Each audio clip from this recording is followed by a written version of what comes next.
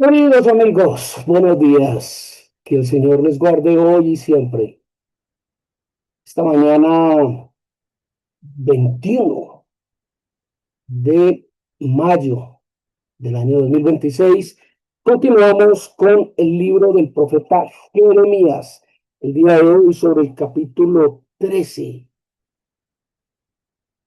un capítulo extraordinario, muy conciso. Dos ejemplos, una situación, una consecuencia. Fácil, sencillo. Ahora bien, al que le caiga el guante, que se lo profecía. Así de sencillo. Si usted ve reflejado en ese breve análisis que haremos el día de hoy del capítulo 13 del profeta Jeremías, algún comportamiento actual, la invitación es absolutamente clara y está en el cuarto de cuatro puntos a analizar en este capítulo. Bienvenidos. Padre Celestial, queremos agradecerte, Señor, por la bondad, el amor, la fe que nos das en este día. Te rogamos, Padre, que abra nuestros sentidos espirituales, que nos permitas tener entendimiento de tu palabra, que nos des sabiduría de lo alto, que nos des dominio propio, Padre, y que nos enseñes que en ti está la salvación, que solo tú eres santo, Padre, que eres tú el único. A ti oramos, Padre, y lo hacemos en el nombre de tu Hijo, el unigénito Jesucristo, porque te rogamos su pronto regreso. Amén. Amén. Excelente. Les decía que hay cuatro elementos que nos sirven para este análisis del capítulo 13 del libro del profeta Jeremías, donde los dos primeros elementos son dos ejemplos. Uno con un cinto, otro con los borrachos, el otro es no un ejemplo, sino un análisis que hace el profeta de esta condición, el por qué, qué tienen que ver estos ejemplos con la vida del cristiano. Y el cuarto, sencillamente una voz de esperanza. ¿Qué hacer para no encajar en estas dos situaciones? Bienvenidos. La señal del cinto podrido.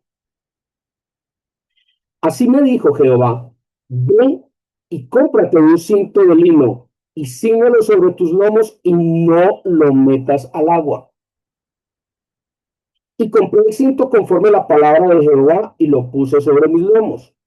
Vino a mí, segunda vez, palabra de Jehová diciendo, toma el cinto que compraste, que está sobre tus lomos, y levántate y vete al Éufrates y escóndelo allá en la hendidura de una peña. Fui pues, y lo escondí junto al Éufrates, como Jehová me mandó. Y sucedió que después de muchos días me dijo Jehová, levántate y vete al Éufrates, y toma de allí el cinto que te mandé esconder ya. Entonces fui al Éufrates, y cavé, y tomé el cinto del lugar donde lo había escondido. Y he aquí, el cinto se había podrido. Cosa era bueno. Y vino a mí palabra de Jehová diciendo, así ha dicho Jehová, así haré podrir la soberbia de Judá y la mucha soberbia de Jerusalén. Este pueblo malo que no quiere oír mis palabras, que anda en las imaginaciones de su corazón y que va en pos de dioses ajenos para servirles y para postrarse ante ellos, vendrá a ser como este cinto que para ninguna cosa es bueno, porque como el cinto se junta a los lomos del hombre, así hice juntar a toda mi casa de Israel y toda la casa de Judá, dice Jehová, para que me fuesen por pueblo y por fama, por alabanza y por honra. Pero no me escucharon. La señal de las tinajas llenas. Les dirás pues esta palabra. Así ha dicho Jehová, Dios de Israel. Toda tinaja se llenará de vino. Y ellos te dirán, ¿no sabemos que toda tinaja se llenará de vino? Entonces les dirás, así ha dicho Jehová. He aquí que yo lleno de embriaguez a todos los moradores en esta tierra y los reyes de la estirpe de David que se sientan sobre su trono, a los sacerdotes y profetas y a todos los moradores de Jerusalén. Y los quebrantaré el uno contra el otro. Los padres con los hijos igualmente, dice Jehová, no perdonaré, ni tendré piedad, ni misericordia para no destruirlos. Judá será llevada en cautiverio. Escuchad y oíd, no os envanezcáis, pues Jehová ha hablado. Da gloria a Jehová Dios vuestro, antes que haga venir tinieblas y antes que vuestros pies tropiecen en montes de oscuridad y esperéis luz, y os la vuelva en sombra de muerte y tinieblas. Si no hubierais esto, en secreto llorará mi alma a causa de vuestra soberbia, y llorando amargamente se desharán mis ojos en lágrimas, porque el rebaño de Jehová fue hecho cautivo. Di al rey y a la reina, humillaos, sentaos en tierra, porque la corona de vuestra gloria ha caído de vuestras cabezas. Las ciudades de Negev fueron cerradas y no hubo quien las abriese. Toda Judá fue transportada, llevada a cautiverio, fue toda ella. Alzad vuestros ojos y ved a los que vienen del norte. ¿Dónde está el rebaño que te fue dado, tu hermosa Grey?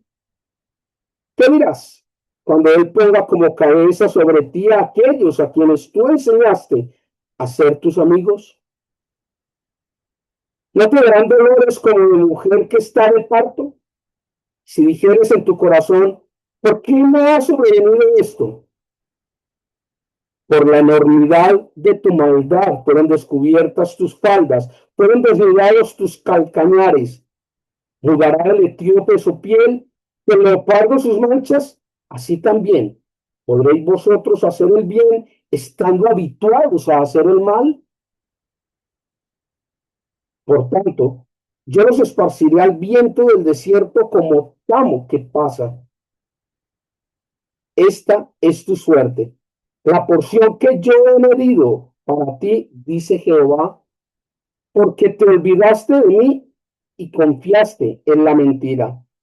Yo pues descubriré también tus faldas delante de tu rostro y te manifestará tu ignominia, tus adulterios, tus relinchos, tu maldad de tu fornicación sobre los collados, en el campo vi tus abominaciones. Ay de ti, Jerusalén.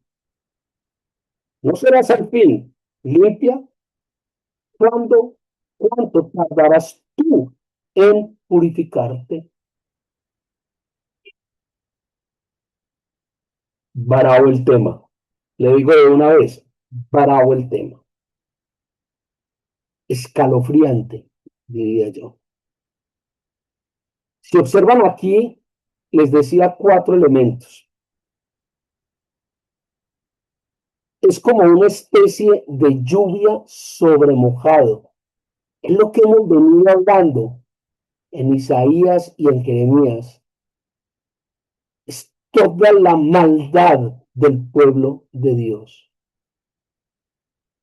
de Jerusalén, de Judá. Toda esta exposición de ese ciclo del que hemos hablado tantas veces en este ministerio Una vez más, se refleja, se ve, se observa claramente. Y una vez más, podría uno sacar ciertos factores comunes. No escuchasteis, no oísteis, te fuiste con otros, te voy a castigar. ¿Cuántas veces lo hemos leído y le damos vuelta? La primera parte, el ejemplo de el cinto de lino que se esconde en una abertura de una roca y se pudre, no queda sirviendo para nada. Lo encontramos allí entre el versículo 1 al versículo 11. Claramente está allí. Y ese ejemplo es una acción simbólica, por supuesto, que el mismo Dios empieza a revelar, empieza a dar sobre el desarrollo de la historia. Lo primero dice, es una faja de lino, considerado como un elemento fino, elegante, un elemento bastante presente y que hablaba de la condición financiera, de la condición de bienestar, de clase alta, si se pudiera llamar así, de quien lo portara. Es algo que caracterizaba a esa persona, una faja de lino. Dice, e irá adherida a tu cuerpo, pero no a la piel, sino por encima de la piel, para que se vea, para que se pueda mostrar, al igual que la fe.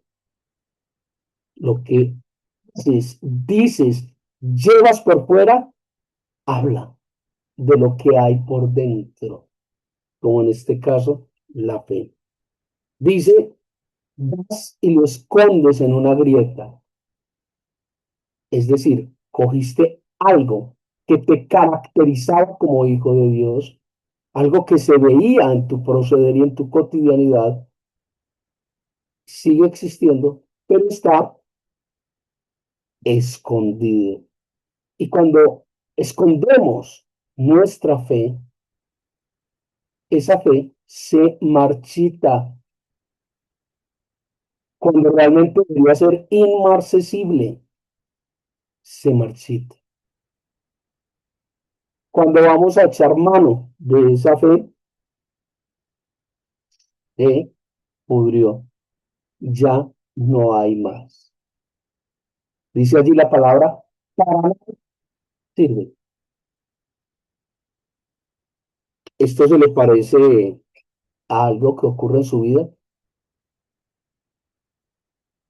Y cuando uno empieza a hablar, a obrar y a hacer de esa manera, es decir, a no esconder su fe, la mayoría de la gente empieza a generar burla, críticas hacia usted. Vea, ahí llegó el aleluya. Vino el pastorcito mentiroso. ¿Será? Yo prefiero agradarle a Dios que agradarle al mundo. Pablo decía, y no me avergüenzo del Evangelio. Aquí el planteamiento es básicamente el mismo.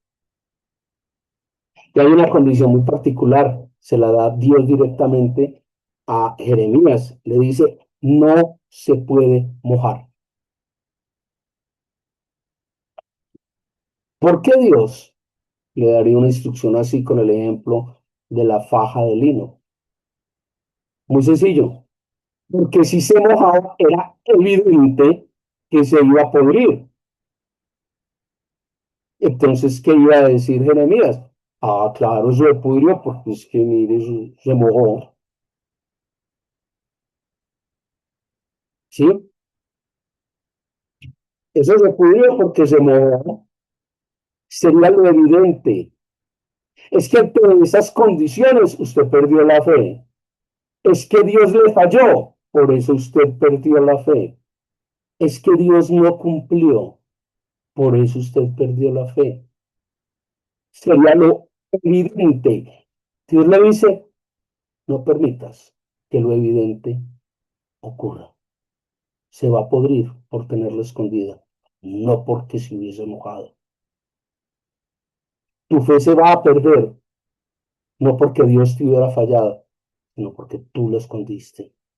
Es el mensaje que le trae el profeta al pueblo. Y allí en el versículo 9 al 11, en la parte final, Dios explica claramente qué fue ese ejemplo que acaba de poner. Y lo explica como una condición de causa y efecto. Usted hizo esto, va a ocurrir aquello. Como usted dejó de hacer aquello, entonces va a ocurrir esto. Una forma muy pedagógica, a prueba de Jairos. No tiene pérdida. Clarito. Se lo deja translúcidamente claro. De hecho, dice, eh, como la faja al pecho, así el pueblo de Dios. Está mostrando qué quiere decir cada cosa. Dice, como la faja escondida, el pueblo migró su fe a otros pueblos, a otros dioses, a otras costumbres. Usted escondió su fe para dejarse contaminar de otras cosas. ¿Cómo la viste el que tiene gafas? Bueno, el de las gafas soy yo. Eh, los echaré a perder, dice allí sobre la explicación final. Así como se perdió la faja, se pudrió, así se pudrirá Judá y Jerusalén. Wow. ¿Usted se identifica con algo de eso o no? ¿No? ¿No? Oh, ok. Excelente. Maravilloso. Elemento número 2. Lo vemos allí el versículo 12 al versículo 14. Y es el ejemplo que pone Dios a través de unas odres, de unas vasijas donde se echa el vino.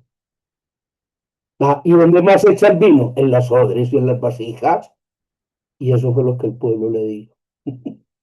Y ellos te dirán, y no sabremos nosotros que el vino se echa en odres y en vasijas, pues, ¿qué hay de nuevo en eso? A ver, sencillo, sencillo. Como es para vino, llenos de vino, así van a quedar ustedes. Dios los emborrachará así, con el ejemplo. Les va a traer una confusión mental. Es decir, van a perder el norte, van a perder el objetivo de su existencia. Cuando usted se avergüenza de su fe, cuando usted se deja contaminar por otros elementos, Dios va a confundir su mente. Ah, pero eso te ocurre, Dios, ¿cómo va a confundir? Ay, esto sí es. Ah, no. ¿No dice Romanos que por eso Dios los entregó a un poder engañoso? ¿No? Por eso Dios los entregó a sus concupiscencias. ¿No dice la epístola que por eso Dios envía un poder engañoso? Lo hemos visto cantidad de veces. Entonces, si usted da pie, da lugar a esos otros dioses, a esas otras costumbres, a esas otras idolatrías, Dios le va a permitir que usted tenga confusión mental y no sepa hacia dónde ir. Tremendo. Dice como borrachos. No van a ver dónde están ni para dónde van. Como se llena el odre de vino, se llenará de ira. Dios claramente lo dice allí, como le citaba el libro de Romanos capítulo 9 versículo 22. donde Dios dice eso. La anterior cita era en Romanos capítulo 1, creo que 27. Por eso Dios los entrega a cosas que no convienen. Y esta cita que les estoy dando, de que como el hombre se llena de vino, así se llenará Dios de ira. La cita es de Romanos 9, capítulo 9, versículo 22. Dios los amenaza claramente con llenarlos de embriaguez. Es decir, ese es otro ejemplo hilado con el ejemplo anterior. ¿Lo ve? Si usted hace esto, va a ocurrir aquello. Simple, traslúcido. Como decía un amigo mío, claro como el pantano. Tercer elemento. El profeta hace un llamado claro, abierto, contundente al arrepentimiento, a la transformación, a la humillación de sí mismos para no llegar a ese estado de embriaguez y de confusión mental, para no ser perdidos como la faja de lino que se pudre. El profeta hace un llamado absolutamente traslúcido a cambiar la forma de vida. Dice allí el profeta, escuchad y prestad oído, no os envanezcáis. Versículo 15. Ese llamado del profeta se da del versículo 15 al versículo 21. Todo ese llamado se da del 15 al 21. En el 15 dice precisamente eso. Escuchad, oíd, no os envanezcáis, no lo hagas para que no incurras en falta. Dice, dad gloria a Jehová, vuestro Dios, y no a vuestros ídolos. Esos ídolos son los que te llevan a perdición. Versículo 16. Dad la gloria a quien le pertenece, la gloria a Dios, no a otros dioses. No es la gloria a Santa María siempre Virgen, a los ángeles, a los santos, a los otros hermanos, al trabajo, a los vicios, a los hijos. La gloria es de Dios. Dios no comparte su gloria. Fuimos hechos para gloria de Dios, no para gloria nuestra.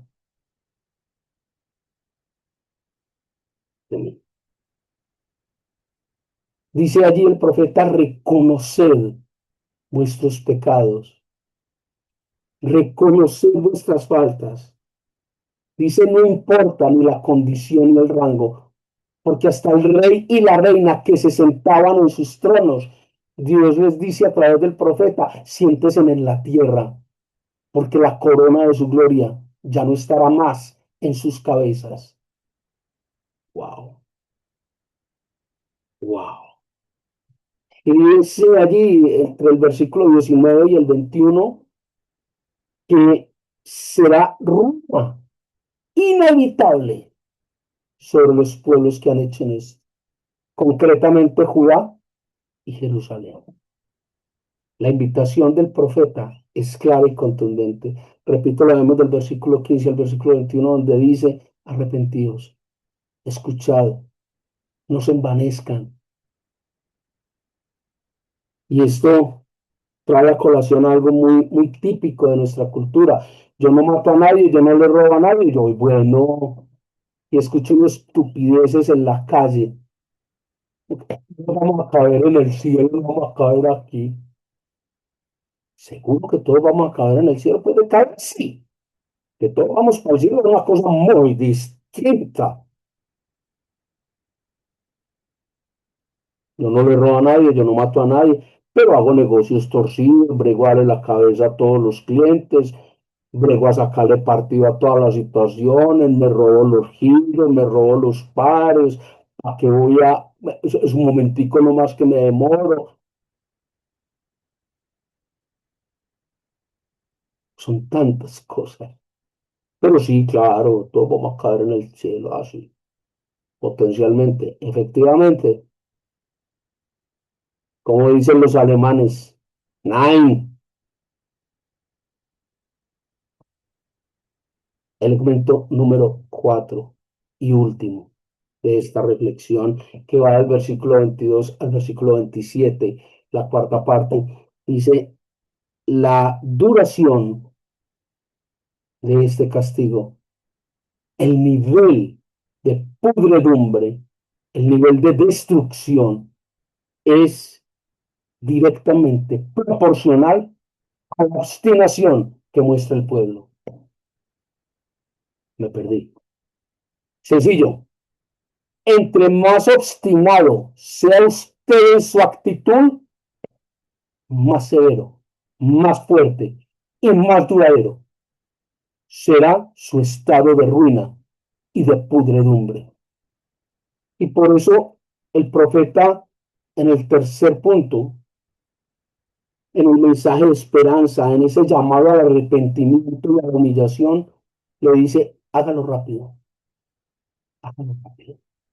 Escuche la voz de su Dios, arrepiéntase, humíllese ante Dios, reconozca su falta. Y el pueblo es tan descarado, tan inminentemente torpe, que se atreve a preguntar, ¿por qué me ha sobrevenido esto? Versículo 22b. ¿Yo qué hice? Es que yo no he hecho nada malo. Yo no mato a nadie, yo no le robo a nadie, pero no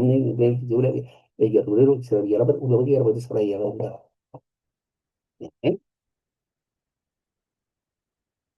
Obstinado en que usted es bueno. Hágale. Es más, haga el ejercicio, salga, vaya para la calle, pare 10 personas. 10 son muchas, coja 5, coja 1000, coja 1.000.000. Y le aseguro que casi todos le van a decir que son buenos.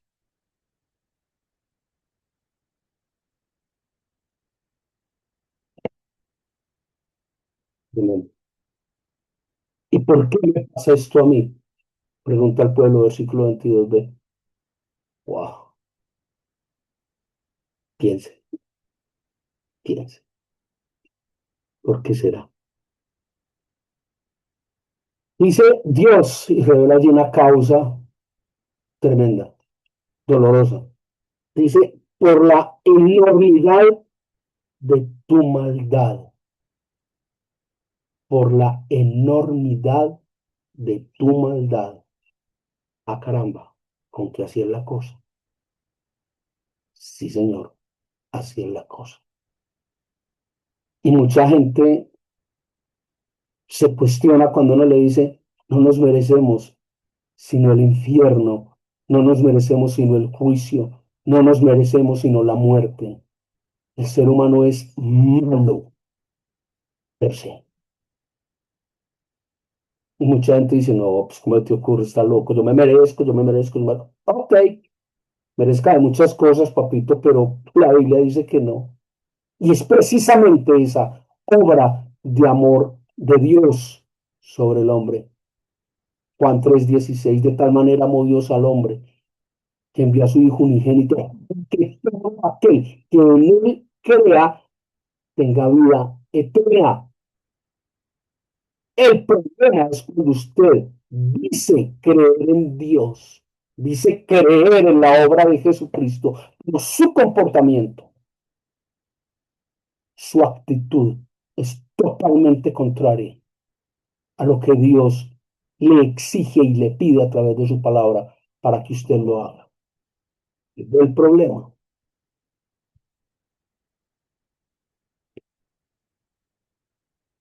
Dice Dios que la maldad se ha vuelto un grande en el ser humano, que ya pareciera una segunda naturaleza de él. Qué tremendo esto. Y finalmente establece algo que ya habíamos mencionado en Jeremías capítulo 8, versículo 16. Jeremías capítulo 8, versículo 16 hablaba de tus relinchos, tus adulterios, anda relinchándole en la oreja a las otras mujeres. ¿Se da cuenta cuál fue el problema?